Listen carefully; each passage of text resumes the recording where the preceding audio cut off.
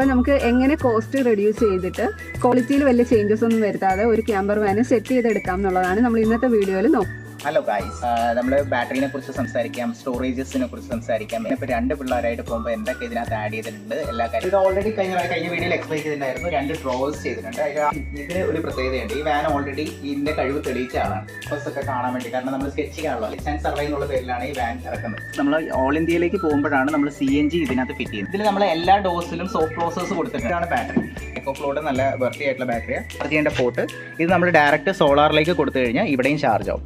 പിന്നെ ഇവിടെയാണ് അവീനിങ് ടെന്റ് വെക്കുന്നത്. പിന്നെ ഡ്രിങ്കിങ് വാട്ടർ ഇവിടെ സ്റ്റോർ ചെയ്യാൻ വേണ്ടിയിട്ട് പൈപ്പ് ഇട്ടിട്ട് അവിടെ കിട്ടുന്ന രീതിയിൽ. പിന്നെ ഓൾറെഡി ഇവിടെ 2 ക്യാമറാസ് കണക്ട് ചെയ്യുന്നുണ്ട്. പിന്നെ നമ്മൾ എക്സ്ട്രാ ആഡ് ചെയ്യാൻ പ്ലാൻ ചെയ്തിരിക്കുന്നത് സെൻട്രൽ ലോക്കാണ്. കാരണം പിന്നെ നമ്മൾ ഇതുപോലത്തെ ചെയർസ് ആണ് നമ്മളിവിടെ ക്യാരി ചെയ്യേണ്ടത്. കുറേ പോലെ വെക്കാൻ പറ്റും. ഞാൻ എന്തിനാ ഇത്ര എക്സ്പ്ലെയിൻ ചെയ്തെന്ന് വെച്ച് കഴിഞ്ഞാൽ ഒരുപാട് പേര് ഈ ആഗ്രഹം കൊണ്ട് നടക്കേണ്ടതെന്ന് എനിക്കറിയാം. അപ്പോൾ എല്ലാവരും നമ്മുടെ ചാനൽ സബ്സ്ക്രൈബ് ചെയ്യുക, ലൈക്ക് ചെയ്യുക, കമന്റ് ചെയ്യുക. Bye bye, signing off, Rahul from Buddha സഞ്ചാരി.